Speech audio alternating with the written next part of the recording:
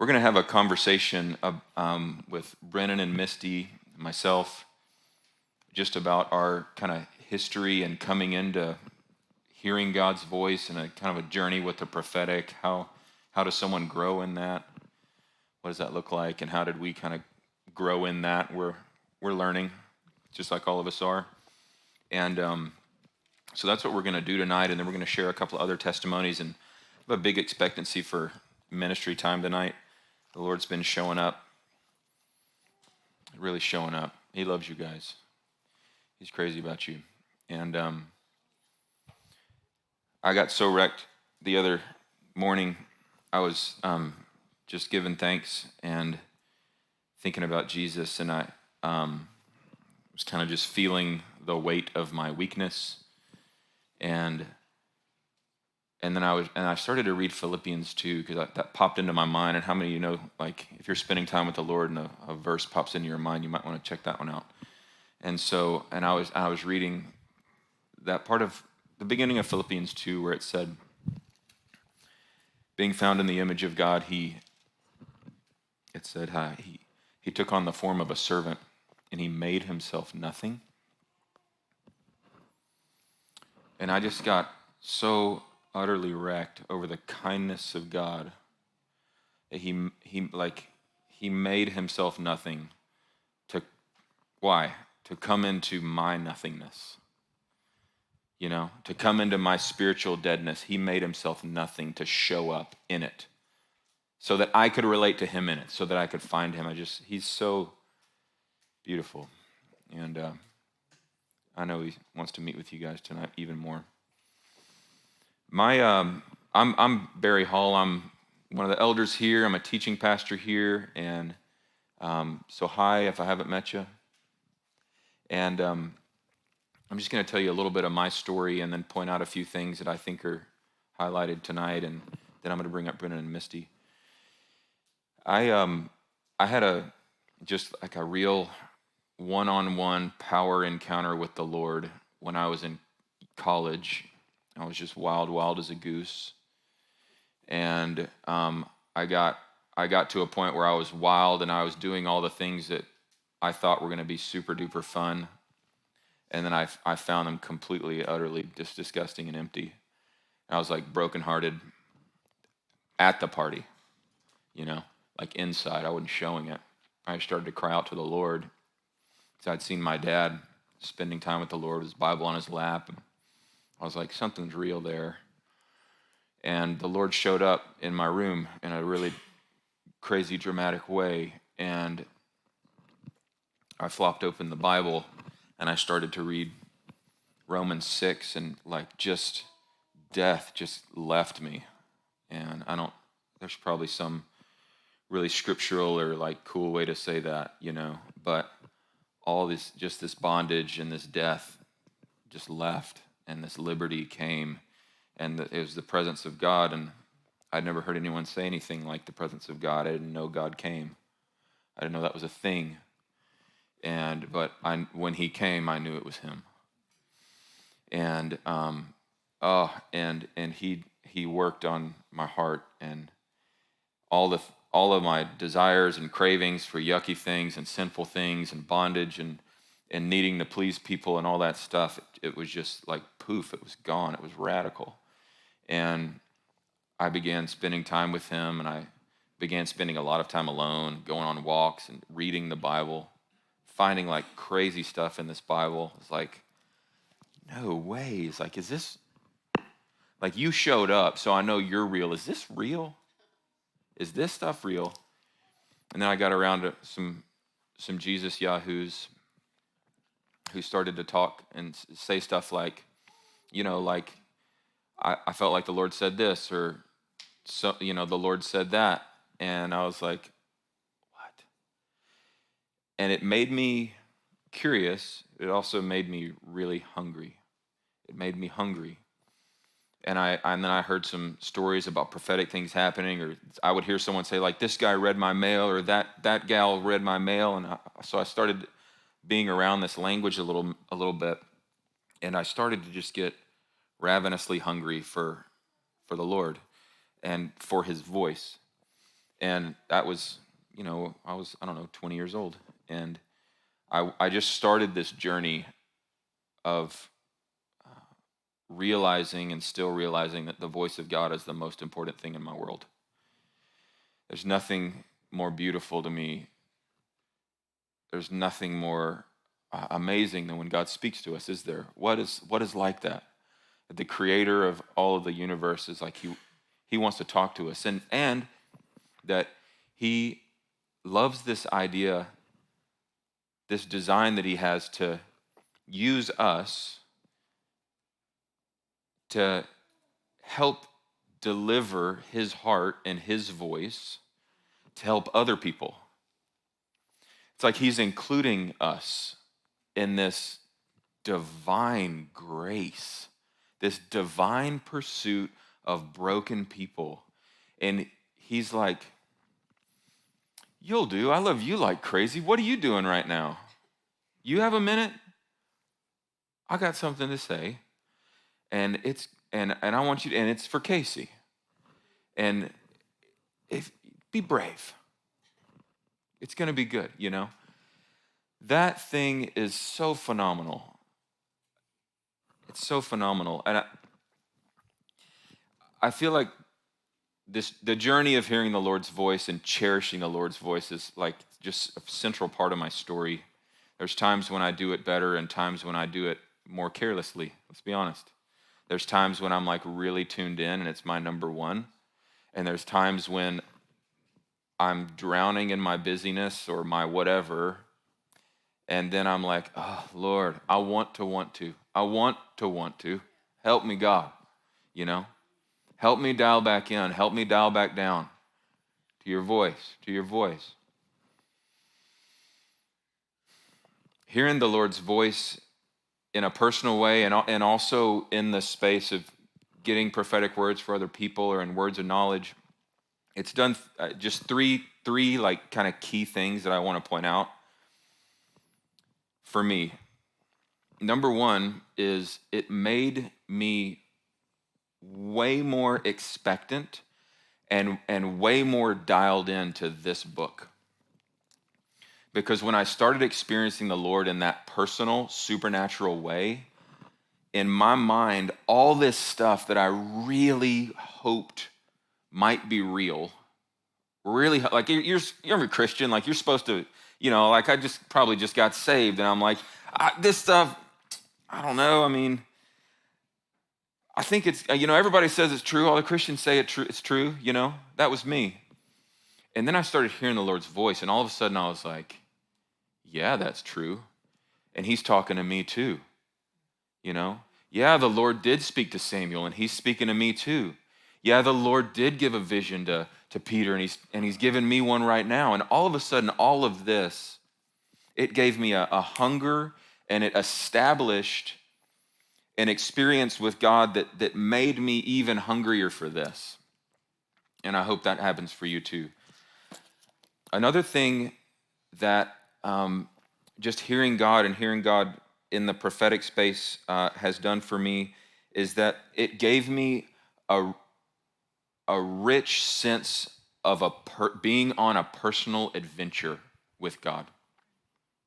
And I need that. We need that.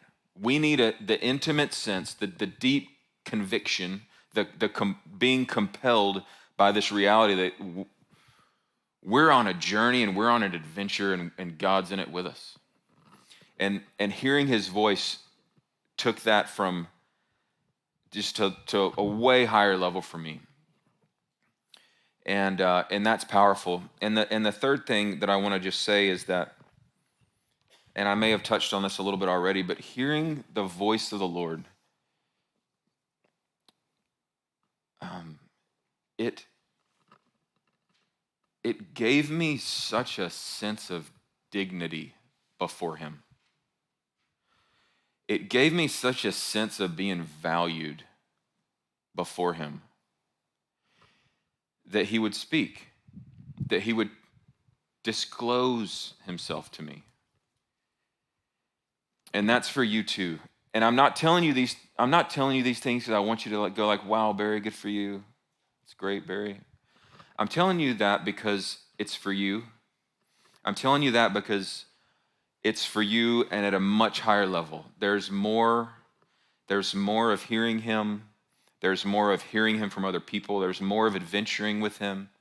There's more of getting stirred up for this truth that leads to more encounter experience and knowing God, that leads back to this truth again, that leads to more walking it out with Jesus and seeing the Jesus stuff, that leads back to this. There's more for us. Listen to this quote by Randy Clark. This is a quote from the book, There Is More. Guess what the first sentence is? There is more. I thought you guys were going to get that one. This more, there is more, he says, this more is the reality of God drawing near, rending the heavens and coming down. It's the difference between times of revival and times of decline in the church. Revivals are led by people who have been touched by the more. Whether that experience is described in the language of entire consecration, sanctification, or baptism in the Holy Spirit, periods of revival, this is important. Get this one right here. Periods of revival are characterized by people who believe the life they are living and the things the church is experiencing are beneath what is possible and available in God. And that belief causes them to seek him for an impartation of the more. Brennan and Misty, you guys come on up here. Will you? Why don't I scoot over so you guys can sit together?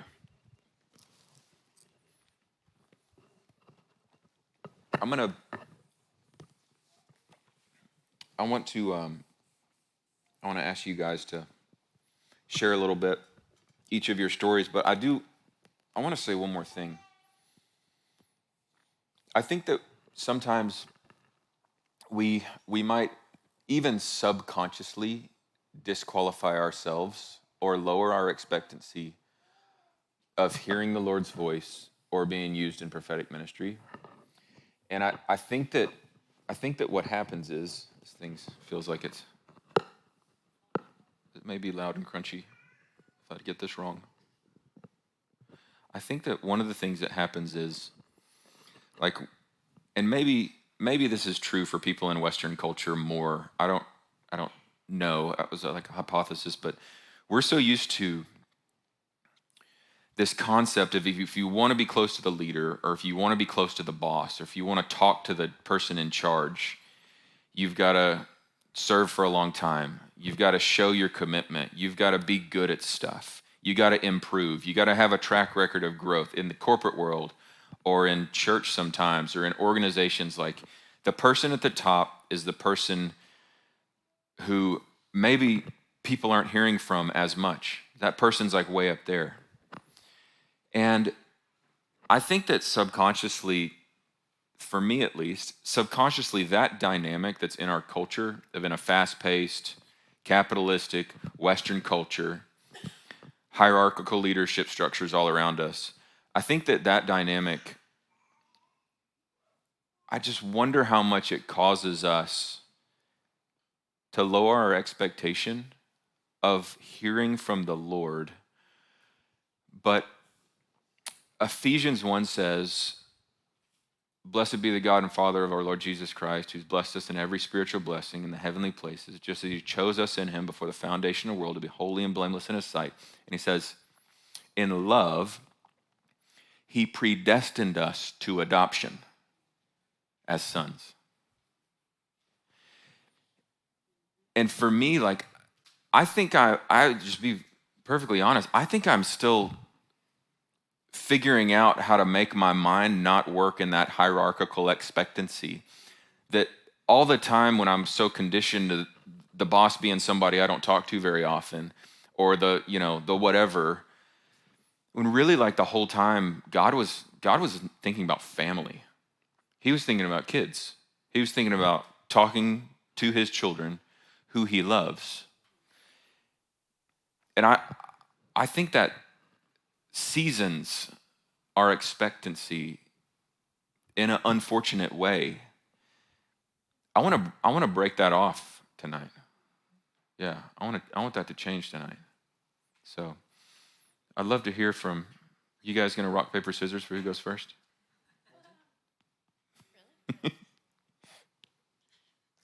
Let's go. 1, 2, 3, shoot.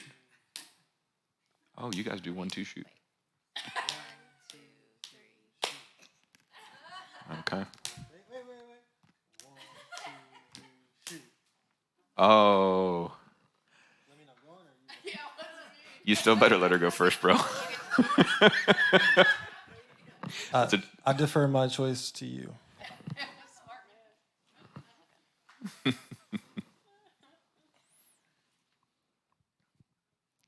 Okay. So I love the prophetic. It is literally one of my favorite things in life. I think it's such a really, it's just, to me, really exciting and a special way to hear from the Lord. So I grew up Baptist, like my early life, and I feel like that is a place that the Lord really used to give me a solid foundation in the Word. But I remember at one point hearing in a Sunday school class that I was helping with that the gifts of the Spirit died with the prophets. And I was like, that doesn't really set right with me. I don't really agree with that. So even before I feel like before I had really had very much exposure to the Holy Spirit, I still just had a grid for that. That's true and that's there, So, and once I did become exposed to the Holy Spirit, I really began to have a hunger to experience more of Him. So I really, even though I had that hunger, it wasn't until around 2011 I went to a church in Dallas that honestly is pretty similar to our church. I wanted that church to be here, and now we are. So, but that was the first time that I had really learned about practical steps to grow in the prophetic and like what that looked like, and that all people can prophesy. Not all people are prophets, but all people can prophesy. So I feel like I could I really have so much that I could share, but I was just going to give a couple takeaways that I feel like have stuck out to me. One is that you may see things in people, but to operate in the heart of the Father with the prophetic is to operate in encouragement. And so just because you know or you see something, that doesn't give you permission to, to share that. Inner healing, which is just, allowing the Lord to heal the wounds and the brokenness of your heart, which most of us, we have, and especially if we've gone through childhood trauma and things, which I did, which was especially magnified because I'm such a sensitive person. But if you don't get those things dealt with, then the way that you experience the Lord and the way that you are going to see other people is going to be through that lens. So I just feel like that's one of the most important things to being able to view others rightly and therefore be able to prophesy to them through like a clear lens, and to be able to truly receive the pure love of the Lord is like having a clear lens. Because if you have this father wound, and I feel like I'm using a lot of Christianese. Hopefully you guys understand the language. If you had a poor experience with a father as you were growing up, that's really going to mess up your lens of God the Father. And for me, I always felt like I couldn't hear God. And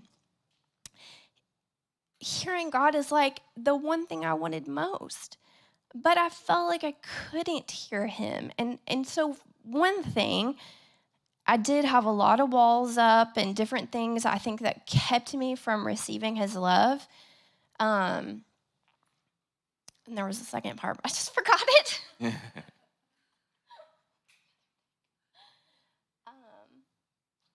was actually really important too. So The other thing why you kind of believed that you couldn't hear him? Thank you. The other thing is, we have to learn the language of God. And Good.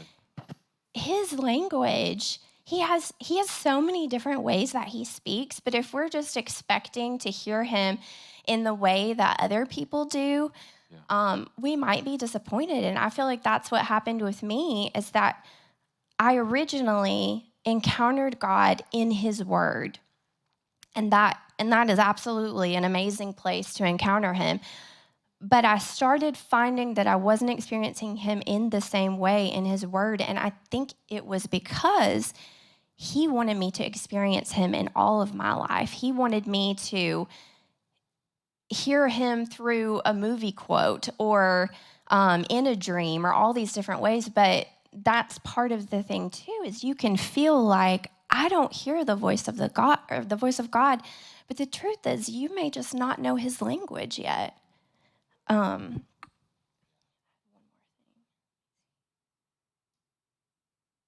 yeah, and the last thing that I was going to share right now was, if you make that decision that you want to grow in the prophetic, take risks. Be loving. Like, that's the main thing, is to choose love and to operate out of love. But I think one major way to grow in the prophetic is being willing to step out and just try it and just tell someone, I feel like the Lord might be saying this, and it's not going to hurt anything, even if you're wrong, if you're operating in love, Yeah, that's big. I want to come back to that after you share. I want to kick around just how does someone grow in hearing God and in just the prophetic, hearing God for other people. What are some maybe practical things or some conceptual things that are helpful for growing in those things, for sure. Yeah, I would just start by saying that prophetic encounters that I have experienced have deeply rooted my reality in life with a living God. And there's a ton of what Misty just shared and Barry shared that I would just echo and double down on. I'm going to try to lean into some things that are specific to my journey. The first time that I had a prophetic encounter, I had just started to be around some people that I had heard say things like, I feel like the Lord showed me, and different things like that, or hearing the voice of God was really new, but I hadn't experienced anything personally until this point, and it was deeply profound. Yet you'll hear in a moment the context, or like the content of it, from the person giving the word, is something they could have easily talked themselves out of if they were not deeply, deeply in tune with the voice of the Lord and that prophetic spirit. So I spent a lot of my teenage and young adult years being a surfer, and that was my identity. And it was honestly really, really bad, but a lot of people think it's cool and glamorous and whatever, but it distorted my view of my identity and took some things from me. So this first prophetic encounter was with a man who actually had history in the same place that I used to surf, but we were in Greenbrier, Arkansas, of all places. What are the odds?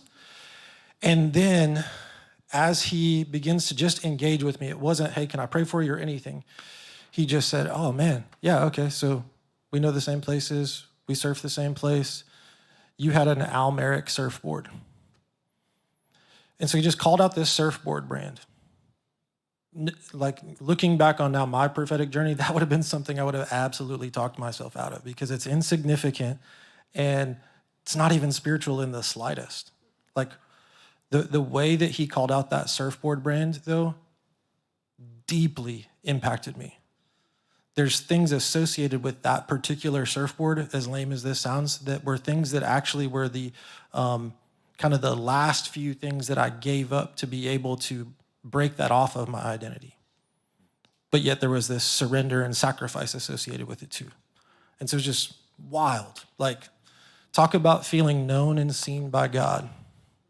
That was it. And it was impossible that there was any type of, did he research me on Facebook sort of thing. Like, just like, wow. And so again, to like have that be this like foundation of, wow, okay, God sees me and there's things that he knows so deeply about me that I don't even know. And then when you experience that, it hits so deep. The other thing that I would share as far as just like, the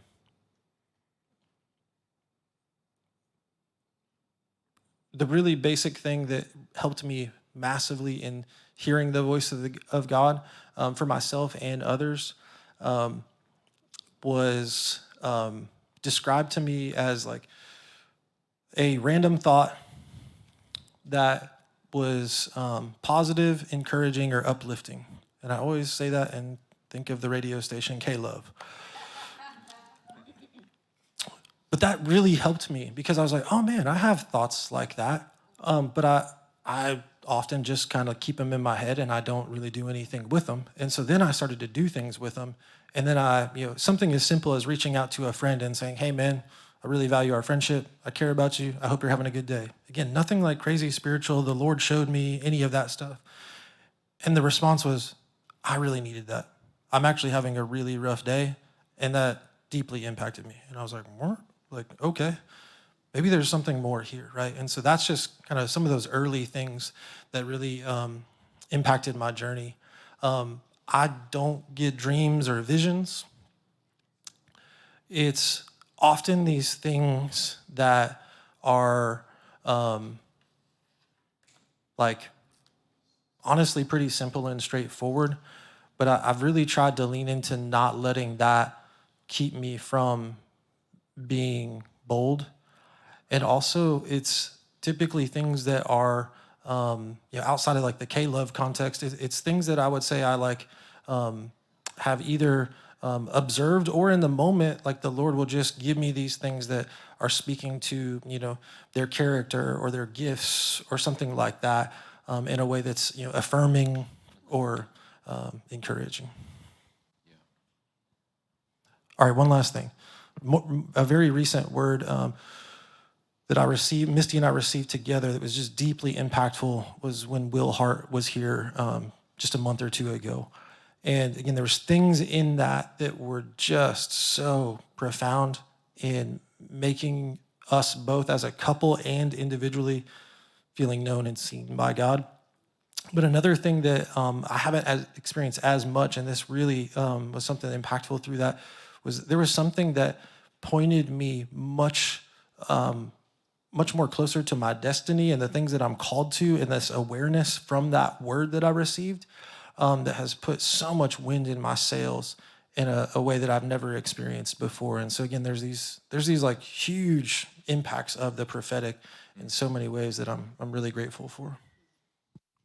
Yeah, that recent word that we got, I have listened to that so many times and I just cry because I'm in such a transitional season right now. And I just, I don't know, I don't have all the puzzle pieces of where the Lord is leading. And so to have this word that was spoken over me and to just keep going back to it, like, okay, God, you do have something coming for me. It's like, I mean, I actually have words from 20 years ago that I'm still going back to and holding on to that, that I haven't seen them come into fruition. But all of that to say, allowing the Lord to use you in that way to bring an encouraging word to somebody could be something that they desperately need and that they hold on to for years to come when they're in a difficult season. Mm-hmm. Yeah, that's true. Yeah, write them down, take care of them, get a recording of them. Yeah, I'm with you on that. So how does somebody grow in the prophetic?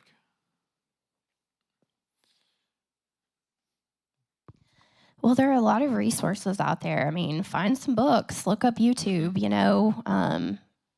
be careful that you don't get into anything weird, but, um, as always. But I mean, there are so many resources right now that you can look into and ask the Lord. I mean, He's a good Father. Ask Him if you want to grow in any area, and He's going to do that. Get around people who operate in that gift and ask them. Get into the Bible. Another plug that I'm going to be giving for the rest of my life for inner healing, like get your lenses cleansed so that you can see and hear the truth of what God is saying. Mm-hmm. Specifically, any books that have been special for you? Yeah, I know there's one, Jack Deere. Yeah. I can't remember the name of it. There's one called All Can Prophesy. I think that's Steve Thompson or somebody. John Paul Jackson is somebody who I love, and he's not alive anymore, but he has so many resources on dream interpretation. I have to think about it. Yeah. The thing that came to mind, of course, is like stepping out. And then a real basic kind of practical boundary that I've heard lots of folks say with, tons of wisdom is steer clear of mates, dates, and babies. And I think that boundary line really does kind of put you a good bumpers on the bowling alley to steer clear of those things and then go after it and look for confirmation. And again, it could be that simple thing about just telling somebody that you are thinking of them and appreciate them. It doesn't have to be a thus saith the Lord sort of thing. And you'll find where that confirmation is. And I think you'll be able to relate that back to, how the Lord was speaking to you or moving in you in that moment. Yeah. For me, early on, Graham Cook's Developing Your Prophetic Gifting was really helpful.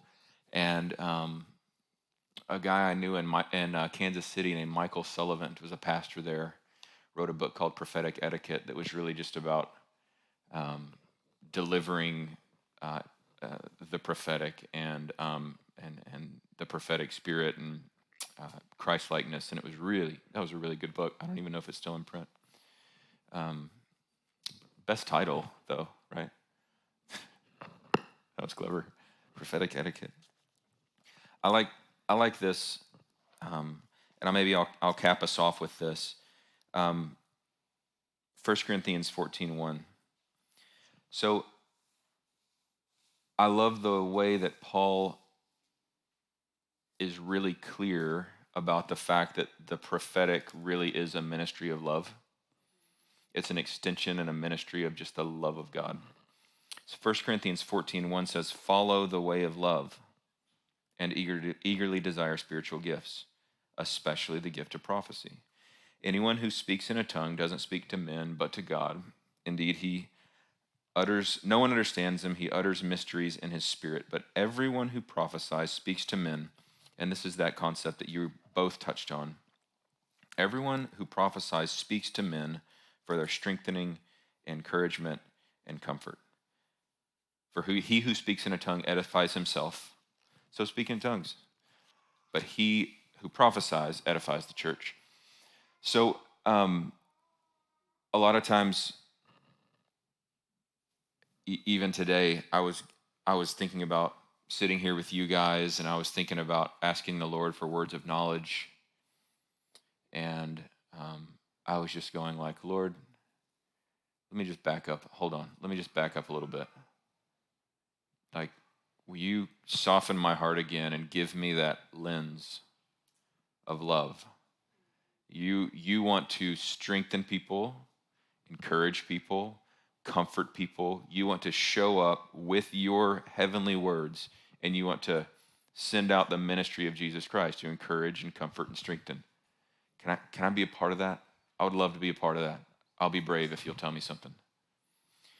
And so along with all of the things you guys said, this is hearing God for other people is about the love of God transforming people's lives. Okay, we've got a couple of testimonies to share. Did you call it? excuse me, Richard and Brooke, would you guys come and share some testimonies with us?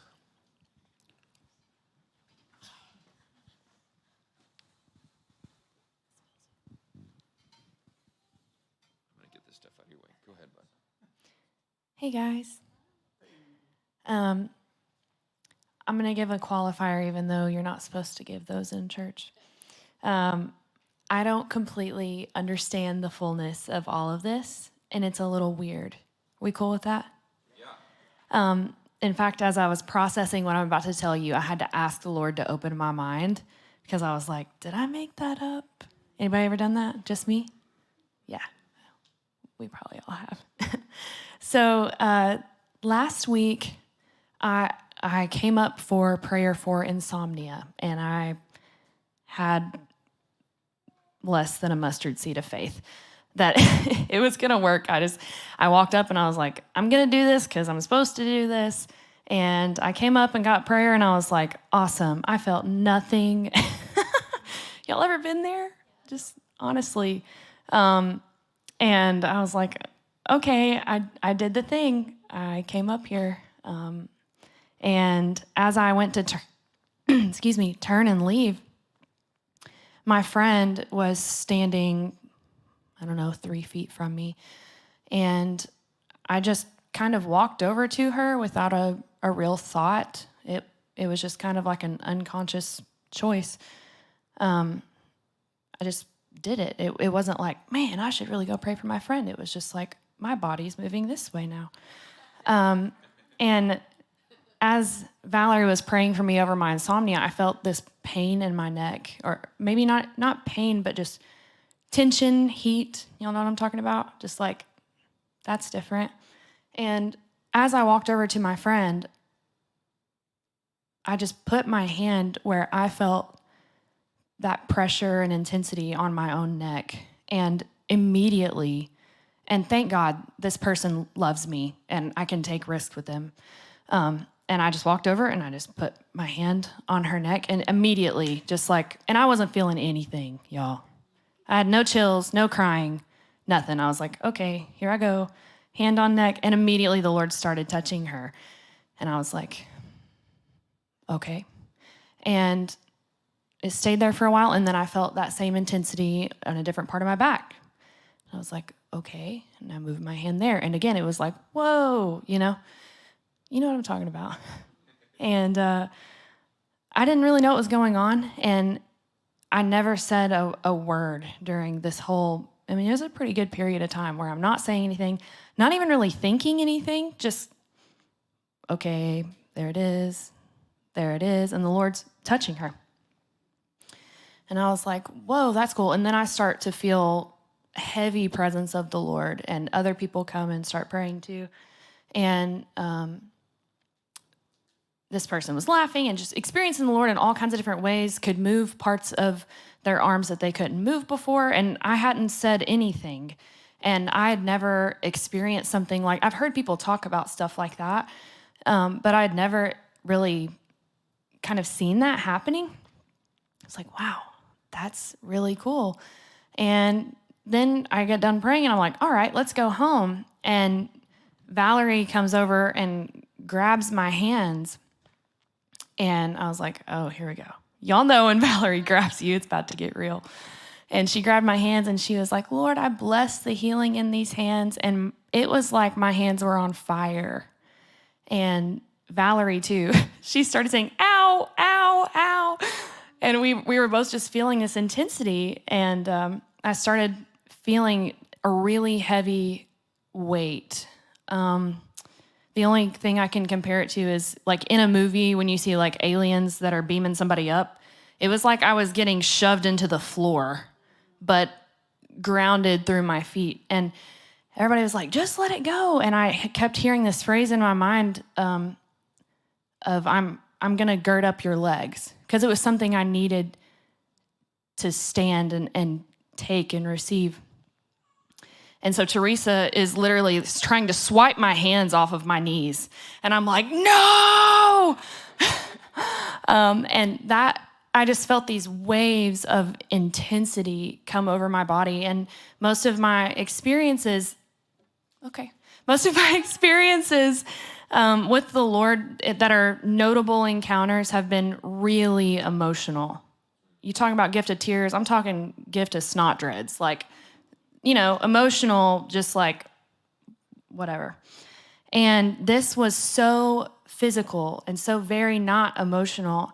And as I was there, I would get hit with a wave, and there was a group of people all around me, and we all were like, oh, all at the same time, over and over again. It was like labor, but it was just this heavy weight.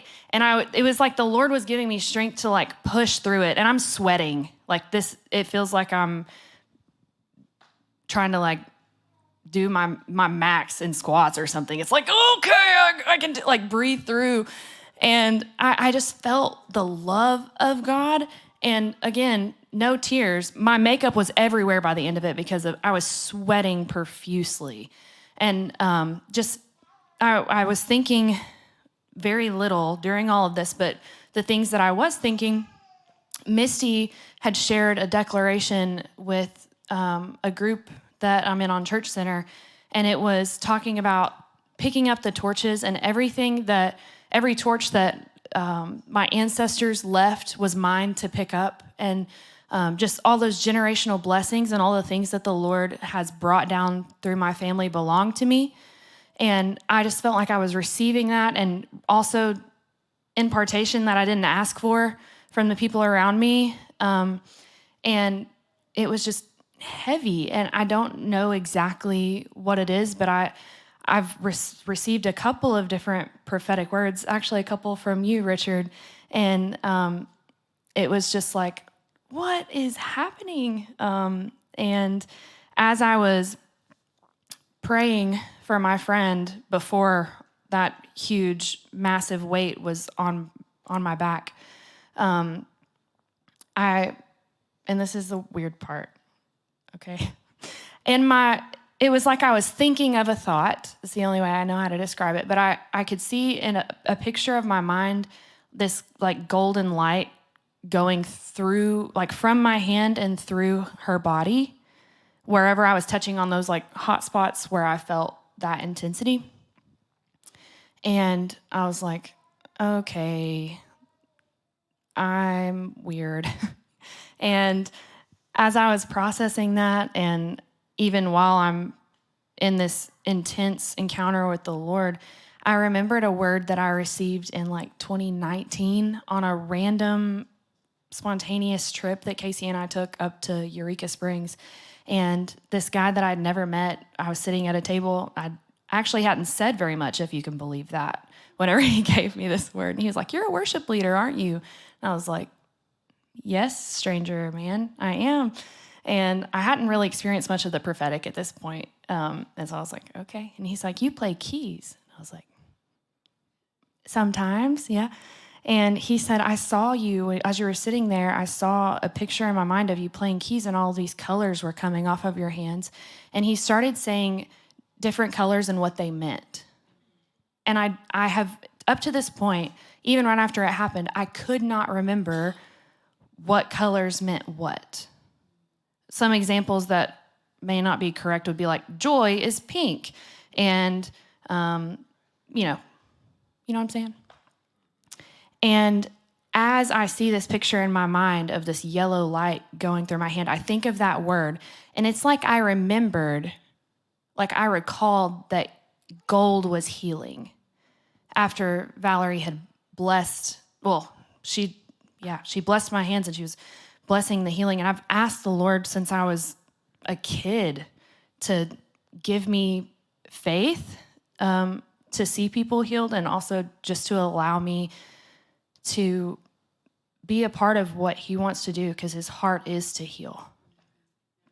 And so anyway, I saw that picture in my mind, and I was reminded, and it was like the words that I've been receiving, it was like the Lord just unlocked something for me that's been hidden. The treasure in the field that's hidden, it's like I found one. And it was like just really profound. And again, I don't know exactly what it is, but the Lord is just cool. It's really cool. And I've talked enough, but I'll pass it over to you, Richard.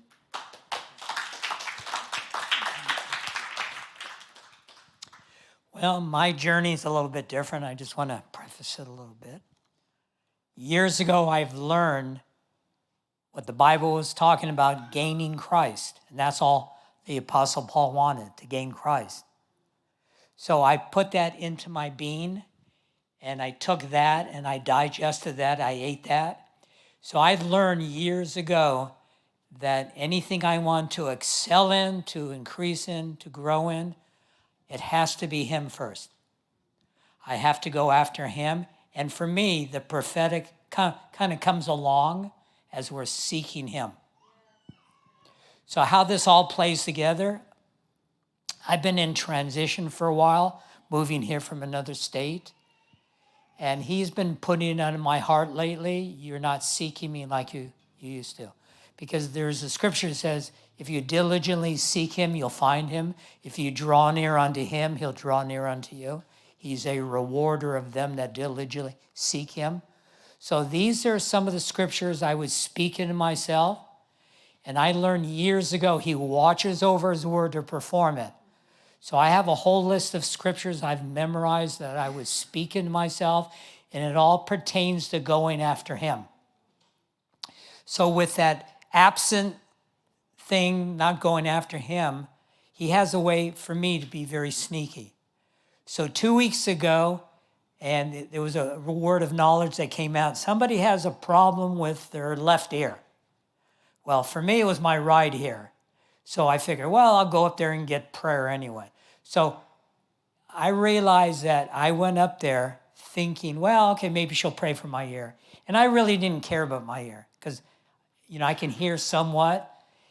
The reason I got up here and I knew that I had to have more of him, because that's how my walk has been with him.